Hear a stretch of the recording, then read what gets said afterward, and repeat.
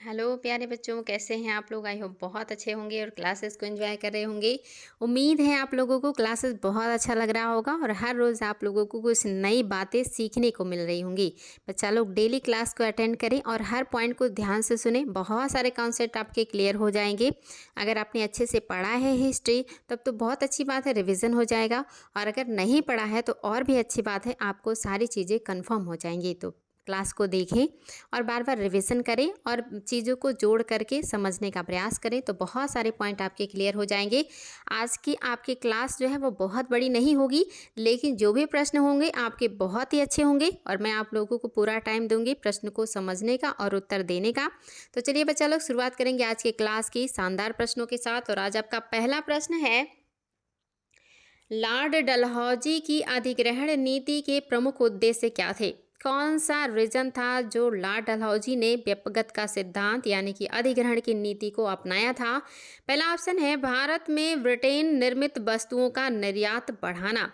दूसरा है भारतीय सहयोगी राजाओं से छुटकारा पाना। तीसरा है भारत में ब्रिटेन के उद्योगों के लिए कपास के रूप में कच्चे माल की आपूर्ति सुनिश्चित करना।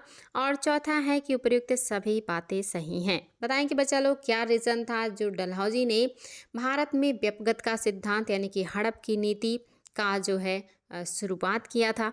काफ़ी शानदार प्रश्न है और आपको ये सारी चीज़ें पता होनी चाहिए। बेहद इंपॉर्टेंट पॉइंट्स हैं, सारे पॉइंट्स काफ़ी इंपॉर्टेंट है बच्चा लोग, याद रखिएगा।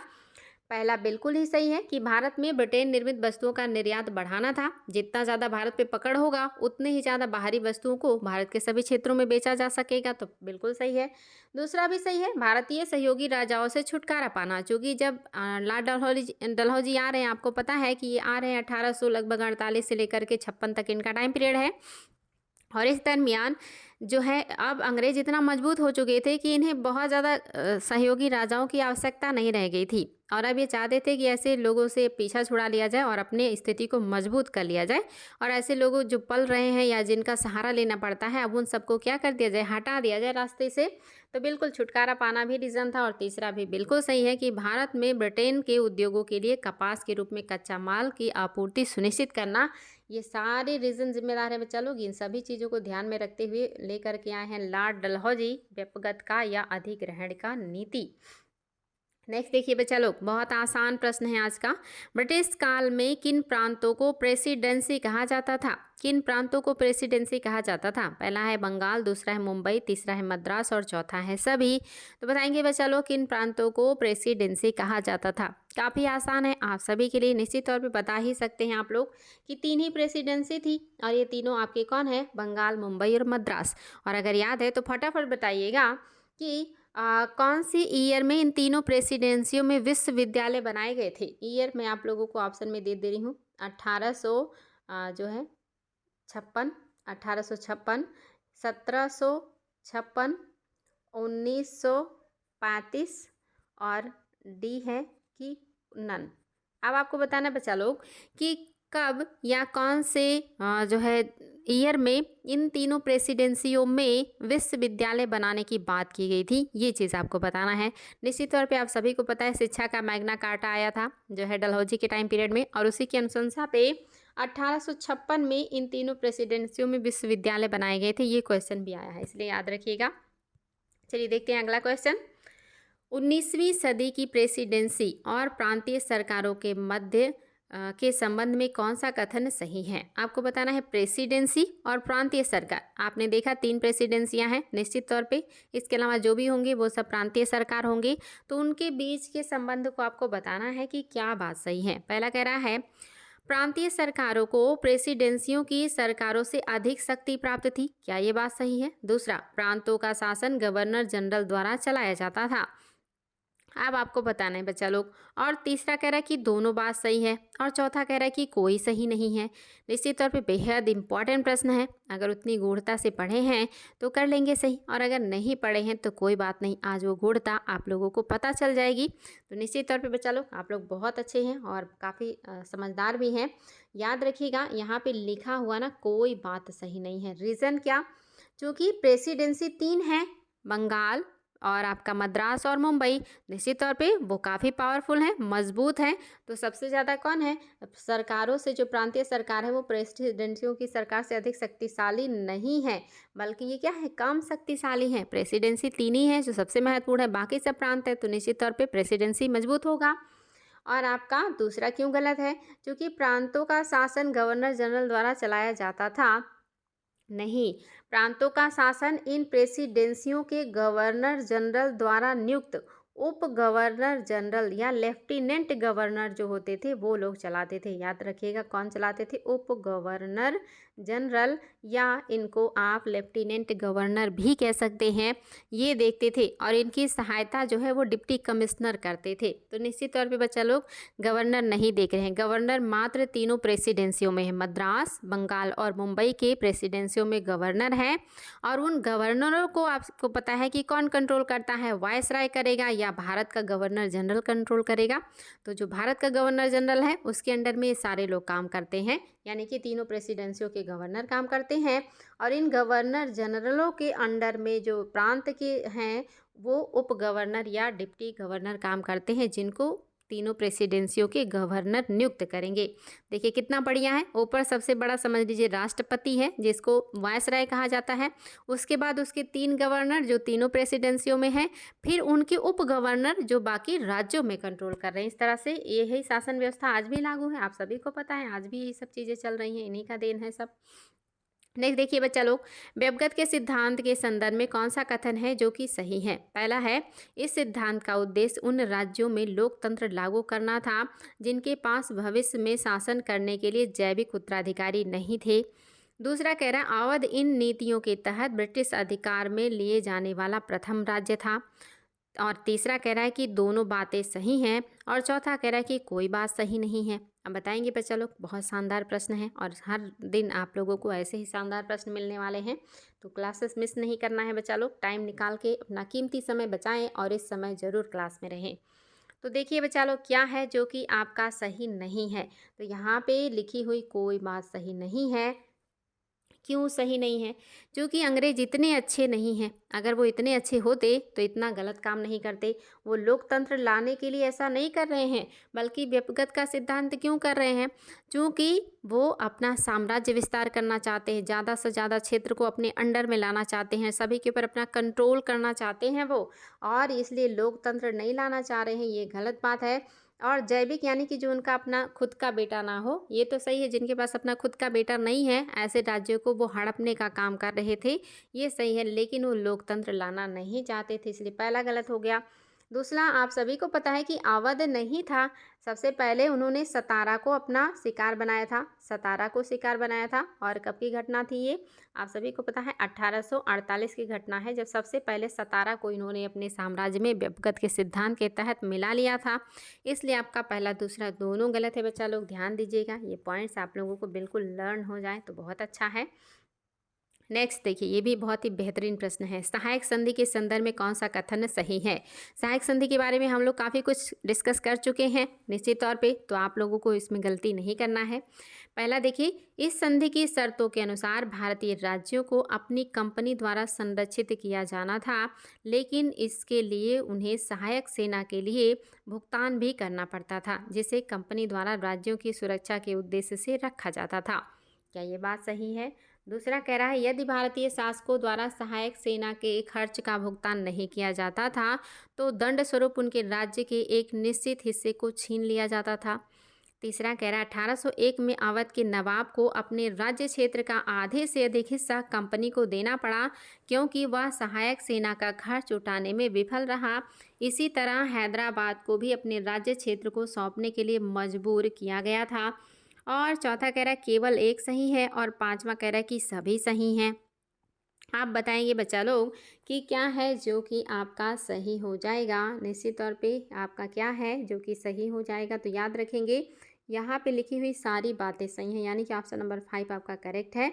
और आपका क्यों सही है? तो पता ही है सभी को कि अगर सहायक संधि स्वीकार कर रहे हैं तो अपने राज्य में अपने खर्चे से अंग्रेजों की सेना रखनी पड़ती थी। कितने होशियार थे अंग्रेज। सेना अंग्रेज की है, काम करेगी अंग्रेजों के लिए, लेकिन इनका खर्चा कौन उठाएगा? उठाएंगे वो भारतीय राज्य। कितने होशियार थे, सेना इनकी और काम इनका, लेकिन खर्चा देसी राज्य। दूसरा भी देखिए, अगर ये सहायक संधि स्वीकार करने वाले जो लोग हैं वो उनके राज्य में रखे हुए अंग्रेजों की सेना का खर्चा नहीं उठा पा रहे हैं, तो देखिए कितनी ज़बरदस्ती है कि दंड स्वरूप उनके ही क्षेत्र को छीन लिया जा रहा है। उससे उनको कोई फ़ायदा भी नहीं हो रहा है, लेकिन फिर भी उनके ऊपर ये लाद दिया गया है, ये भी सही है। और तीसरा भी सही है कि 1801 में अवध के नवाब को अपने राज्य क्षेत्र से आधे से अधिक हिस्सा दंड स्वरूप छीन लिया गया कि आप हमारी सेना का खर्चा नहीं उठा पा रहे हैं। और इसी तरह हैदराबाद को भी इसको मजबूर किया गया था। तो बाकी सभी बातें सही हैं, बच्चा लोग याद कर लीजिएगा ये सारे पॉइंट। बहुत ही बेहतरीन क्वेश्चन था। नेक्स्ट देखिए, ये भी बेहतरीन है। भारत में आरंभिक ब्रिटिश शासन के संबंध में निम्नलिखित में से कौन सा सही है?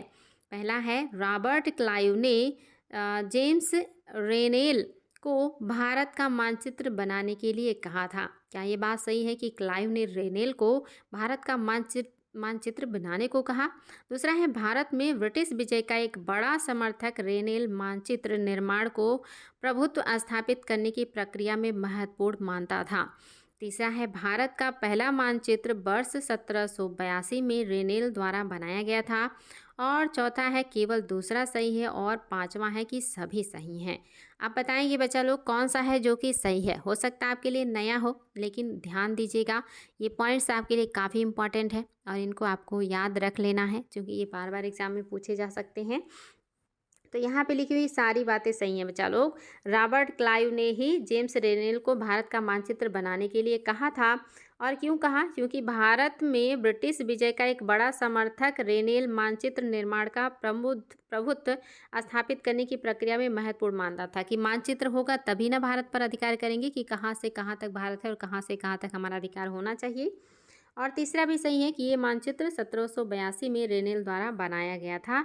तो सभी बातें बिल्कुल सत्य हैं बच्चा लोग। चलिए आगे पढ़ेंगे, देखेंगे हमारा अगला प्रश्न। भारत में आरंभिक औपनिवेशिक इतिहास लेखन के संबंध में कौन सा कथन सही नहीं है? आपको बताना है जो शुरुआती दौर में औपनिवेशिक शासनकाल में भारत का इतिहास लिखा गया, उसके बारे में कौन सा कथन है जो कि सत्य नहीं है। पहला देखिए, जेम्स मिल ने वर्ष 1817 में ब्रिटिश भारत का इतिहास की रचना की। क्या ये बात सही है कि जेम्स मिल ने 1817 में ब्रिटिश भारत का इतिहास लिखा? दूसरा है, उसने भारतीय इतिहास को 3 कालखंडों में विभाजित किया जो थे हिंदू, मुस्लिम और ईसाई। तीसरा है, जेम्स मिल वास्तव में कभी भारत नहीं आया, लेकिन उसका यह विश्वास था कि एशियाई समाज में सभ्यता का स्तर यूरोप की तुलना में काफ़ी नीचे है। और चौथा है कि कोई नहीं। आप बताना है बच्चा लोग कि कौन सा है जो सही है, सही नहीं है भारतीय इतिहास लेखन के बारे में। देखिए क्या है, सही नहीं बताना है। तो निश्चित तौर पे बच्चा लोग याद रखेंगे, अगर पढ़ा है तो बहुत अच्छी बात है। सोचिए इतनी बारीकी से अगर ध्यान नहीं देंगे तो गलतियां हो जाएंगी। इसीलिए आप लोगों को हर तरह के प्रश्न हम करवाएंगे, चाहे वो गूढ़ता से गूढ़ता रखते हो या वो आपके तथ्य हों। दोनों चीज़ें आप लोगों को क्लासेस में मिलेंगी, बशर्ते आप लोग क्लासेस में कंटिन्यू रहें और रिविज़न करते रहें। तो देखिए बच्चा, दूसरा गलत है। क्यों गलत है? क्योंकि ये तो सही है कि उसने भारतीय इतिहास को 3 कालखंडों में विभाजित किया जो थे हिंदू, मुस्लिम और यहाँ पे ईसाई नहीं किया, उसने ब्रिटिश किया था। देखिए कितने होशियार थे वो लोग, खुद को धर्म के नाम से नहीं जोड़ा, उसको ब्रिटिश कह दिया। और बाकी जो भारतीय समाज है उसको एंशिएंट इंडिया को कह रहे हैं कि ये हिंदू समाज है, मिडिवल इंडिया को कह रहे हैं कि ये मुस्लिम समाज है, और आधुनिक भारत को ईसाई ना कह के कह रहे हैं ये ब्रिटिश है। देखिए कितने मतलब भेदभाव तरीके। क्या जब हिंदू थे तो क्या भारत में अन्य धर्म के लोग नहीं रहते थे? किस आधार पे इन्होंने कह दिया कि एंशिएंट हिंदुओं का है? क्या जब मिडवल में मुस्लिम शासन कर रहे थे तो मुस्लिम शासकों के साथ क्या भारत में और अन्य धर्म के लोग नहीं थे या अन्य धर्म के शासक नहीं थे? किस आधार पे इन्होंने इसको सिर्फ मुस्लिम काल बता दिया, मध्यकाल को? और जब ये ब्रिटिश भारत में आए हैं और ब्रिटिश शासन कर रहे हैं तो क्या बाकी ये जो सब लोग थे ये कहाँ चले गए थे? यानी कि कभी भारत आए नहीं, भारत की स्थिति को जाना नहीं, समझा नहीं, अपनी एक मानसिकता से एक धारणा बना दी और भारत के इतिहास को 3 भागों में बांट दिया, हिंदू, मुस्लिम और ब्रिटिश, और कह दिया कि यहाँ की समाज उतनी सभ्य नहीं है जितना ब्रिटिश है। यानी कि ना तो जाना ना समझा और अपने ही खुद से क्या कर लिया, इतना बड़ा मनगढ़ंत कहानी बना दी। तो निश्चित तौर पे बच्चा लोग दूसरा सही नहीं, बाकी बातें बिल्कुल सही हैं। नेक्स्ट देखिए, रियासतों के लिए ब्रिटिश नीति के संदर्भ में निम्नलिखित को सही कालक्रम में आपको व्यवस्थित करना है। आपको ये रियासतों के बारे में जो ब्रिटिश नीतियाँ भारत में लागू की गई, पूरा आपको पता है। एक लॉन्ग टाइम तक इन्होंने भारत पे लगभग 150 से प्लस शासन किया है, प्रत्यक्ष अप्रत्यक्ष। उसी को बताया यहाँ पे कि किस किस नीति के तहत कब तक उन्होंने क्या काम किया, यानी कि कब से कब तक इनकी क्या नीति थी, उसके बाद उसकी क्या नीति थी। तो आपको इसके आधार पे बताना है कि क्या ये नीतियों का क्रम क्या होगा। ए में है पहला था घेरे की नीति, दूसरा है अधीनस्थ पृथक्करण की नीति, और तीसरा है अधीनस्थ संघ की नीति, चौथा है समान संघ की नीति। अब आपको बताना है कि इनका क्रम क्या होगा। तो ये अपने आप में काफ़ी गूढ़ प्रश्न है। अगर आपने अच्छे से पढ़ा है तो बता लेंगे, नहीं पढ़ा है तो आप ध्यान देना है। ए में है पहला दूसरा तीसरा चौथा, यानी कि क्रम में है। बी में है दूसरा तीसरा चौथा और पहला, और सी में है पहला तीसरा दूसरा और चौथा, और डी में है चौथा तीसरा दूसरा और पहला। तो देखिए बच्चा लोग, ऐसे पढ़ना है कि इसको बार बार देखना ही ना पड़े। तो घेरे की नीति जो इन्होंने शुरू किया था, ये इनका जो है 1765 से शुरू होता है, और 1813 तक की इनकी जो नीति है ये घेरे की नीति है। तो ये चीज़ याद रखेंगे। दूसरा जो है अधीनस्थ पृथक्करण की नीति, ये 1813 से शुरू होता है और 58 तक चलता है, 1858 तक चलता है, यानी कि क्रांति के जो क्रांति हुई, क्रांति के बाद तक। उसके बाद अधीनस्थ पृथक्करण की जो नीति आई वो 1858 से जब इनका शुरू हुआ तो ये चला 1935 तक। 1935 की घटना है, यानी कि इसको 1935 कर दीजिएगा, 1935। उसके बाद समान संघ की जो नीति आई वो 1935 के बाद शुरू हुआ और आज़ादी तक चला, यानी कि 47 तक। यानी कि घेरे की नीति 1765 से 1813 तक, और अधीनस्थ पृथक्करण की नीति 1813 से 1858 तक, और अधीनस्थ संघ की नीति 1858 से 1935 तक, और आपका समान संघ की नीति 1935 से 1947 तक ये चला है। तो ये इनकी नीतियां हैं, और इस दरमियान इनके जो काम करने के तरीके में बदलाव आया है उसी को लेके बताया गया है बच्चा लोग। तो इसको ध्यान देंगे। आपका पहला देखिए सही है, ये सीक्वेंस में ही लगा हुआ है। नेक्स्ट देखिए, सहायक संधि के संबंध में कौन सा कथन है जो कि सही है। सहायक संधि फिर से आ गई है, और आपका काफ़ी कुछ सहायक संधि के बारे में क्लियर हो चुका है, तो उसको ध्यान देते हुए उत्तर बताइएगा। पहला है, इसने संधि में शामिल भारतीय राज्य दरबारों में ब्रिटिश रेजिडेंट की नियुक्ति का प्रावधान किया। क्या ये बात सही है कि इस संधि के तहत भारतीय राज्यों में ब्रिटिश रेजिडेंट यानी कि सेना को नियुक्त किया जाता था। दूसरा, इसने संधि में शामिल राज्य के बाह्य मामलों में अंग्रेजों द्वारा हस्तक्षेप न करने की नीति का प्रावधान किया। क्या सहायक संधि के तहत जो देशी राज्य होते थे उनके बाह्य मैटर में हस्तक्षेप नहीं करते थे। तीसरा, इसने संधि में शामिल राज्य को किसी भी यूरोपीय को अपने सेवा में नियुक्त करने पर प्रतिबंध लगा दिया। और चौथा कह रहा है कि सभी। अब देखिए बच्चा लोग, ध्यान दीजिएगा, कह रहा है कौन सा कथन है जो कि सही है। सही बताना है, ध्यान दीजिएगा। निश्चित तौर पे गूढ़ प्रश्न है, और गूढ़ता के साथ आपको उत्तर भी देना है। और अभी तक का आपने काफ़ी कुछ पढ़ा है, तो उससे आप थोड़ा सा हिंट लगा सकते हैं कि कौन सा है जो कि सही है। याद रखेंगे बच्चा लोग, कौन सा है जो कि आपका सही हो जाएगा। निश्चित तौर पे क्या हो जाएगा, पहला ही सही है कि इसने संधि में शामिल भारतीय राज्य दरबारों में ब्रिटिश रेजिडेंट की नियुक्ति की, यानी कि सेना भी रहेगा और उनके दूत भी रहेंगे यहाँ पे। तो निश्चित तौर पे आपका पहला सही है। दूसरा सही क्यों नहीं है, क्योंकि ये संधि में शामिल राज्य के बाह्य मैटर में अंग्रेजों द्वारा हस्तक्षेप ना करने की नीति नहीं, ये बाह्य और आंतरिक दोनों मैटर में हस्तक्षेप करते थे। हालांकि आंतरिक में कम करते थे, बाह्य में हस्तक्षेप करते थे, आंतरिक में नहीं करते थे। लेकिन आंतरिक में ये एक तरीके से कि अप्रत्यक्ष रूप से करते थे। प्रत्यक्ष इनके एजेंडे में तो नहीं लिखा था, लेकिन अप्रत्यक्ष रूप से ये कुछ भी नहीं छोड़ते थे। बाह्य रूप से किसी से मतलब नहीं रखने देते थे, और आंतरिक रूप से सुख शांति ये लोग कभी बरकरार होने ही नहीं दिए। तो एक तरीके से कहेंगे इनके एजेंडे में था कि बाह्य चीज़ों को हस्तक्षेप करेंगे, आंतरिक रूप से आप स्वतंत्र हैं, लेकिन इन्होंने कभी स्वतंत्र रहने दिया नहीं। तो दूसरा भी गलत है, और तीसरा भी गलत है, जो कि यूरोपियों को, अन्य यूरोपियों को अपने यहाँ नियुक्त कर सकते हैं, प्रतिबंध नहीं लगाए थे, लेकिन ना लगा कर के भी लगाए थे, यानी कि अप्रत्यक्ष रूप से। यानी कि अगर नियुक्त करना है, अंग्रेजों से परमिशन लेना होगा। नियुक्त करने के लिए अंग्रेजों से परमिशन लेना है। एजेंडे में लिखा कि कोई प्रतिबंध नहीं है, लेकिन इजाज़त लेनी है। और ये लोग भला इतनी आसानी से इजाज़त देंगे क्या। तो यानी कि अप्रत्यक्ष और प्रत्यक्ष रूप से पूरी तरह से कंट्रोल कर लिया इन्होंने सहायक संधि के द्वारा, कहने की बातें हैं। जबकि सच्चाई आप सभी को पता है कि ये लोग कितने मक्कार थे। निश्चित तौर पे सिर्फ और सिर्फ पहला सही है, बाकी सही नहीं है।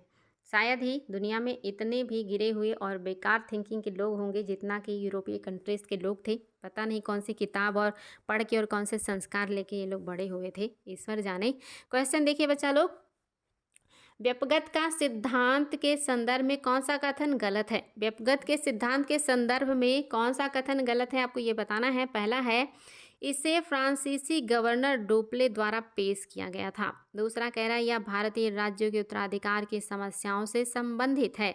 तीसरा कह रहा है इसने भारतीय शासकों के असंतोष में वृद्धि की जो 1857 के विद्रोह के रूप में परिणत हुआ। और चौथा कह रहा है कि कोई नहीं। आप बताएंगे बच्चा लोग कि व्यपगत के सिद्धांत के बारे में कौन सा है जो कि गलत है। व्यपगत का सिद्धांत आप सभी को पता है, इसी को डॉक्ट्रिन ऑफ लैप्स भी कहते हैं, इसी को हड़प की नीति भी कहते हैं, इसी को विलय की नीति भी कहते हैं। तो इसके बहुत सारे नेम हैं। तो निश्चित तौर पे बच्चा लोग, आप सभी लोग जानते हैं कि ये डुप्ले का नहीं है। डुप्ले सहायक संधि की शुरुआत डुप्ले ने की, जिसको बेलेजली ने बहुत बड़े पैमाने पे बढ़ा दिया। शुरुआत डुप्ले ने ही किया था, लेकिन व्यपगत का सिद्धांत इनका नहीं है, ये सीधे सीधे डलहौजी का है। और यही सही नहीं है, बाकी दूसरा बिल्कुल सही है कि उत्तराधिकार की समस्या से संबंधित है ये व्यपगत का। और तीसरा भी सही है कि ये असंतोष में वृद्धि करने वाला था, जिसकी वजह से 1857 की क्रांति रही। ये भी एक रीज़न बना 1857 की क्रांति का। तो पहला सही नहीं है बच्चा लोग, बाकी सही हैं। नेक्स्ट देखिए, ये भी आपके लिए बेहतरीन प्रश्न है। डलहौजी के अधीन निम्नलिखित में से कौन से क्षेत्र ब्रिटिश साम्राज्य में शामिल नहीं हुए? डलहौजी के अधीन कौन सा क्षेत्र ब्रिटिश साम्राज्य में नहीं शामिल किया गया था, आपको ये बताना है। पहला है निज़ाम से बड़ौदा रियासत को प्राप्त करना। ये आपका पहला है, निज़ाम से बड़ौदा, यहाँ पे है बड़ौदा, बड़ौदा। तो बताएंगे बच्चा लोग, बड़ौदा की रियासत को प्राप्त करना। दूसरा, सिक्किम के तराई और तीस्ता नदी के दक्षिण का क्षेत्र प्राप्त करना। तीसरे में अवध क्षेत्र। और चौथे में है नर्मदा नदी के उत्तर और दक्षिण का प्रदेश। कॉमन सेंस का क्वेश्चन है बच्चा लोग। कह रहे हैं कि जब लॉर्ड डलहौजी आए और उन्होंने व्यपगत के तहत कौन से क्षेत्रों को मिलाया है, और यहाँ पे बताना है कौन से क्षेत्र को उन्होंने नहीं मिलाया था। निश्चित तौर पे बहुत ही शानदार है, लेकिन कॉमन सेंस का है। आप वहाँ तक सोच पाएंगे तो सही कर लेंगे, अगर नहीं सोच पाएंगे तो आप आज के बाद से सोचने लगेंगे।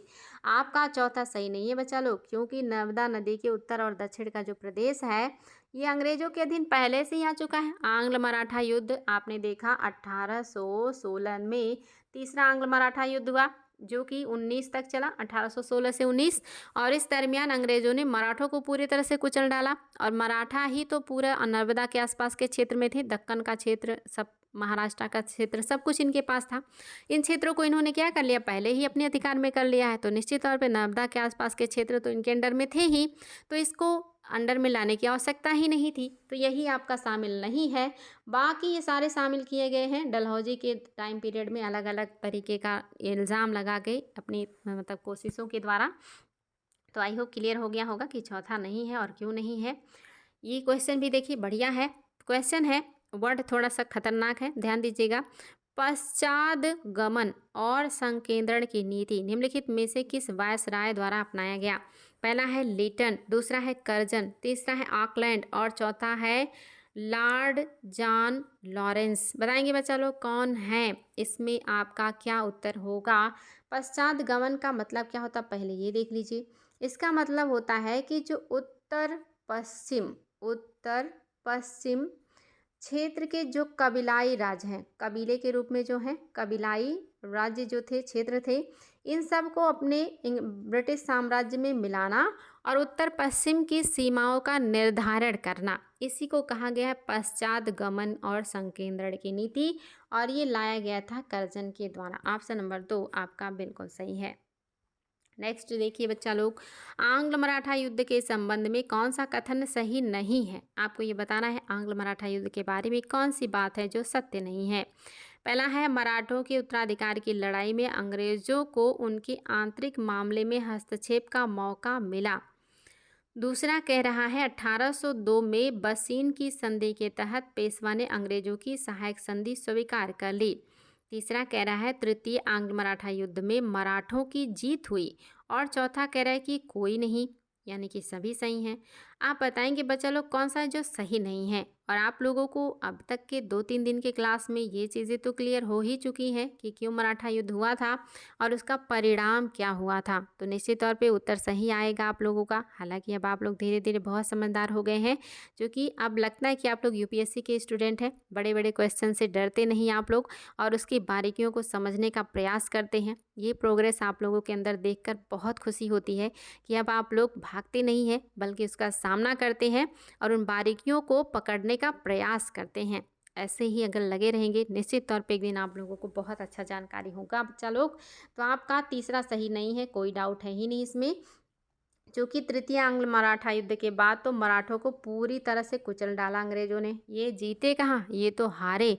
बारी बारी से सिंधिया, होलकर, गायकवाड़ सबको इन्होंने क्या किया, अंग्रेजों ने हराया और सबसे संधि करवा करके अपने साम्राज्य में मिलाया। बाकी बातें तो बिल्कुल ही सही है बच्चा लोग कि जब इनका उत्तराधिकार का युद्ध शुरू हुआ तो अंग्रेजों को मौका मिला इनके अंदर मैटर में घुसने का, और ऐसा घुसे कि पूरी तरह से तहस ही नहस कर दिए। और दूसरा भी सही है, 1803 में बसीन की संधि के तहत जो पेशवा हैं इन्हें सहायक संधि स्वीकार करनी पड़ी। इनको महाराष्ट्र पुणे छोड़ करके बिठूर में आके रहना पड़ा और पेंशन भोगी की तरह आगे का जीवन बिताया इन्होंने। तो बच्चा लोग तीसरा सही नहीं है। आगे देखिए आपके सामने फिर से एक शानदार प्रश्न है और क्वेश्चन है डलहौजी की हड़प नीति के संदर्भ में कौन सा है जो कि सही है। आपको बताना है डलहौजी के बारे में कौन सा सही है। पहला है डलहौजी ने भारतीय राज्यों को 3 वर्गों में विभाजित किया और प्रत्येक वर्ग के राज्यों पर हड़प नीति को अलग अलग लागू किया। दूसरा है इस नीति के तहत सर्वप्रथम सतारा पर अधिकार किया गया। और तीसरा है केवल दूसरा सही है और चौथा है कि दोनों सही है। बताएंगे बच्चा लोग कौन सी बात है जो कि सही है हड़प नीति के बारे में। और निश्चित तौर पे आप लोगों के लिए क्वेश्चन आसान है, आप लोग बहुत अच्छे हैं, निश्चित बता सकते हैं कि सभी सही हैं।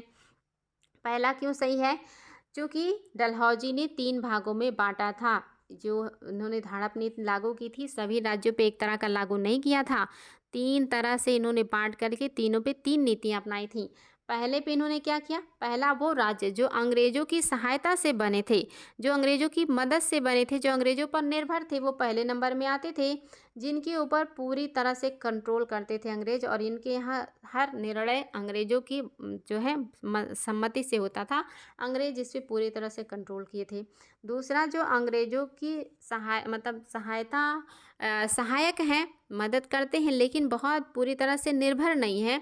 वो अपने यहाँ उत्तराधिकार का निर्णय अंग्रेजों की अनुमति से लेंगे। अंग्रेज कहेंगे तो ठीक है, हाँ आप ले सकते हैं गोद तो ठीक है। अगर अंग्रेजों ने कहा कि गोद नहीं ले सकते या आपको आपका साम्राज्य हम अपने में मिलाएंगे, तो यहाँ पे अंग्रेजों का जो है यहाँ पे भी है, लेकिन यहाँ पे ज़्यादा पकड़ है, यहाँ पे कम पकड़ है, लेकिन निर्णय अंग्रेजों का मान्य होगा। तीसरा वो है जो अपनी चीज़ों को लेने के लिए निर्णयों को स्वतंत्र हैं, वो स्वतंत्र हैं। ये बिल्कुल स्वतंत्र नहीं है, ये थोड़े स्वतंत्र हैं लेकिन फिर भी निर्भर हैं और ये अपने आप को स्वतंत्र मानते हैं। लेकिन अंग्रेजों का अगर दिमाग फिरा तो फिर इनको भी क्या करेंगे, अपने साम्राज्य में अपने हिसाब से मिला लेंगे। तो 3 तरह के क्षेत्र हैं और तीनों पे अलग अलग नीतियां हैं अंग्रेजों का। और दूसरा तो बिल्कुल ही सही बच्चा लोग, सभी को पता है कि सतारा ही सबसे पहले इनकी हड़प नीति का शिकार बना था। नेक्स्ट देखिए बच्चा लोग, आपका क्वेश्चन है निम्नलिखित में से किसने साल नियमावली फुतुल मुजाहिदीन लिखी। आपको बताना है ये लिखने वाले कौन हैं। पहले है बाबर, दूसरा है शेरशाह सूरी, तीसरा है अलाउद्दीन खिलजी और चौथा है जैनुलाब्दीन सुस्तरी। बताएंगे बच्चा लोग, आसान है आप सभी के लिए, इतना कुछ पढ़ चुके हैं आप लोग, इतना कुछ पढ़ने के दरमियान आपको कहीं ये सब चीज़ें दिखी नहीं।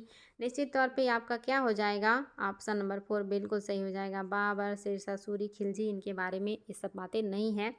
आपके लिए क्वेश्चन है, बताइएगा प्लासी के युद्ध में जब सिराजुद्दौला हारे थे, हारने के बाद जब मैदान छोड़ के भागे तो वो किस जानवर से भागे थे। पहला ऑप्शन है घोड़ा, पहला ऑप्शन है घोड़ा, आयोग पूछ चुका है बच्चा लोग इसलिए पूछ रही हूँ। दूसरा है हाथी और तीसरा है ऊंट और चौथा है पालकी।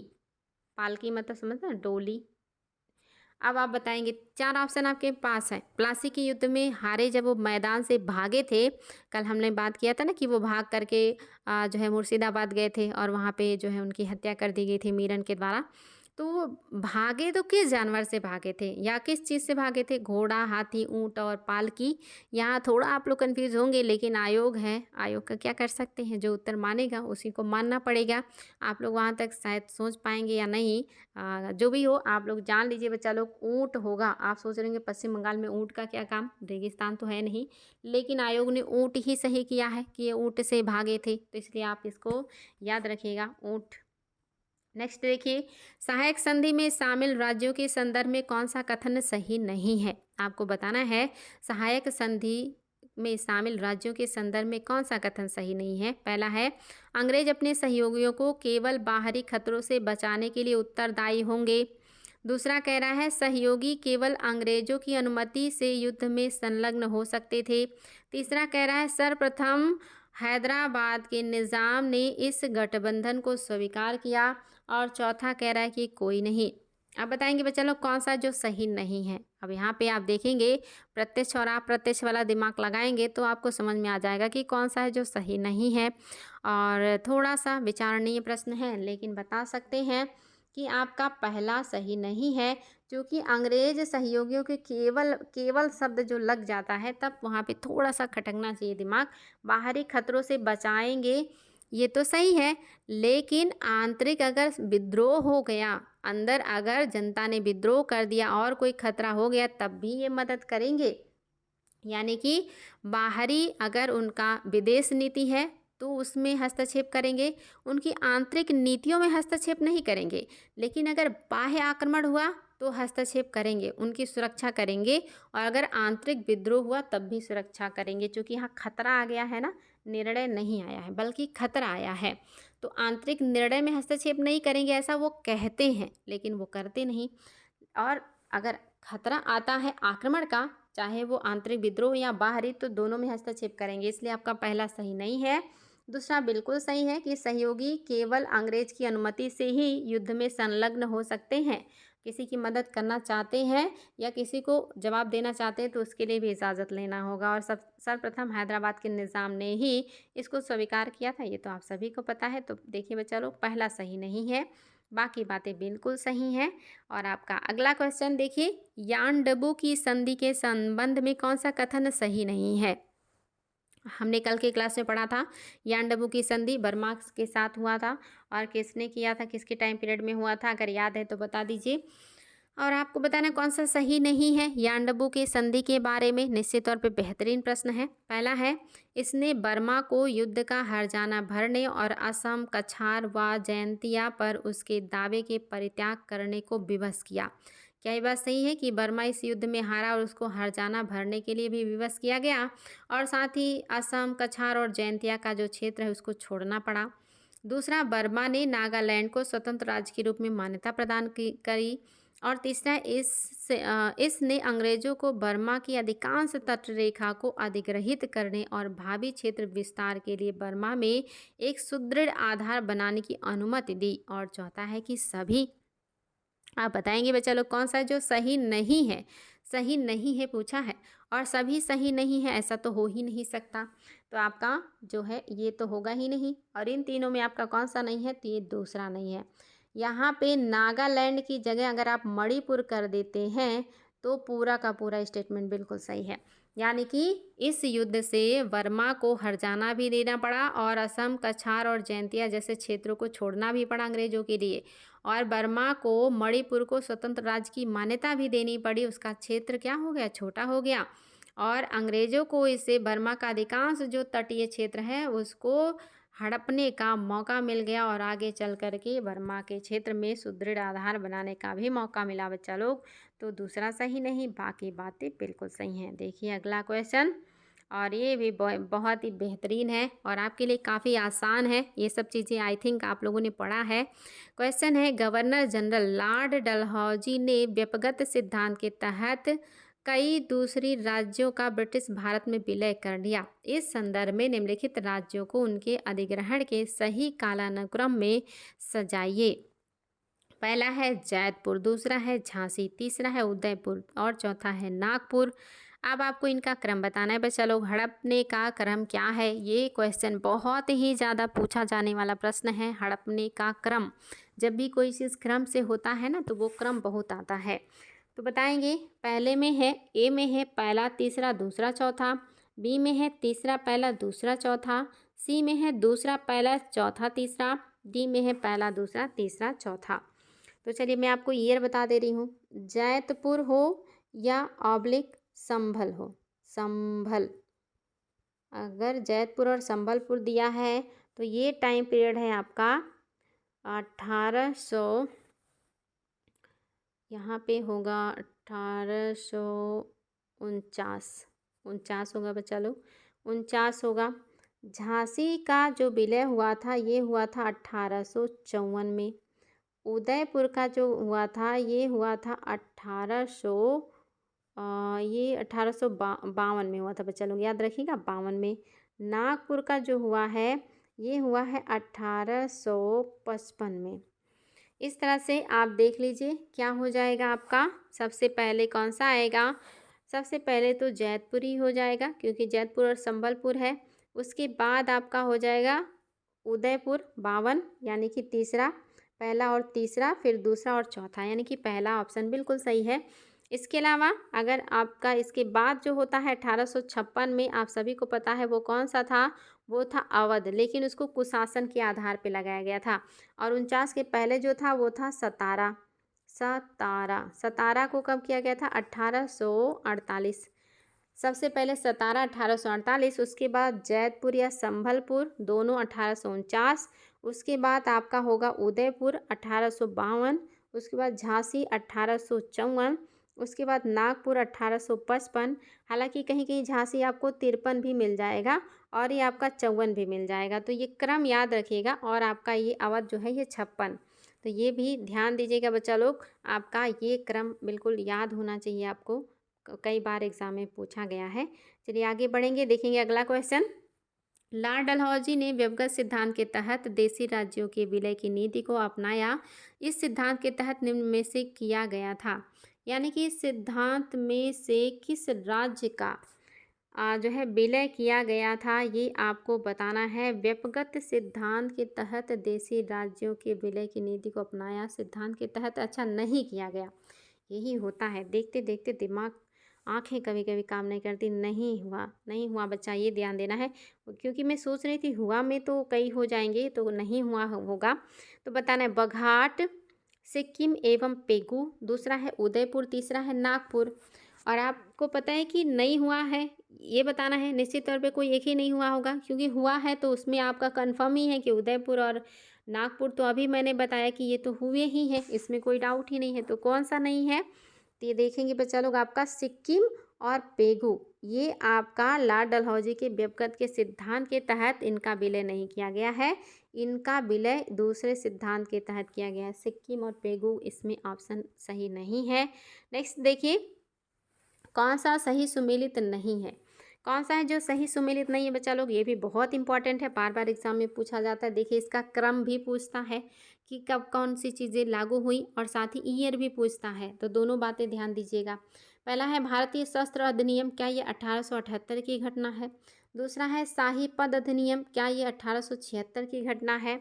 और आपका ये तीसरा है या चौथा कह दीजिए कि आपका तीसरा देख लेते हैं, भारतीय विवाह विच्छेद अधिनियम 1860, और चौथा है भारतीय उच्च न्यायालय अधिनियम 1861।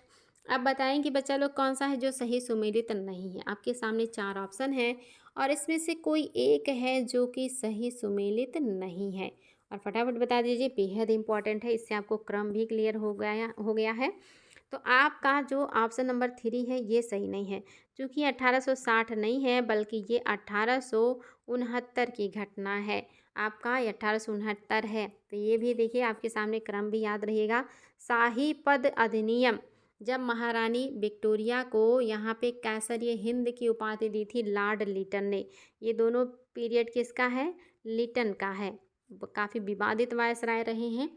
इन्होंने 76 में रानी को कैसरिया हिंद की उपाधि दी है। शाही दरबार लगाया दिल्ली में, ये क्वेश्चन कई बार आया है। यही है शाही पद अधिनियम। और भारतीय शस्त्र अधिनियम, यानी कि बिना लाइसेंस के कोई भी भारतीय हथियार नहीं रख सकते हैं, ये भी रिटर्न ही लेकर के आए हैं और 78 की घटना है। और देखिए उच्च न्यायालय की जो अधिनियम है वो 1861 है। और भारतीय विवाह विच्छेद अधिनियम ये 1869 की घटना है बच्चा लोग। इस तरह से आप ये क्रम भी याद रखिएगा और ईयर भी याद रखिएगा, आपके लिए काफ़ी इंपॉर्टेंट है। अगर ये क्रम में आता तो कितना आसान था, पहले दूसरा हो जाता, फिर आपका जो है तीसरा हो जाता, फिर आपका नहीं तीसरा तो लास्ट में होता, यानी कि सबसे पहले दूसरा हो जाता, ये आपका फर्स्ट नंबर पे आता, दूसरे नंबर पे आपका आ जाता ये आपका चौथा वाला, और उसके बाद आ जाता आपका ये 69 वाला घटना तीसरा, और ये फिर एक चौथे नंबर पे ये क्रम हो जाता आपका, जो आप कर सकते हैं। नेक्स्ट देखिए, प्रथम एंग्लो बर्मा युद्ध के बाद कौन सी संधि हुई?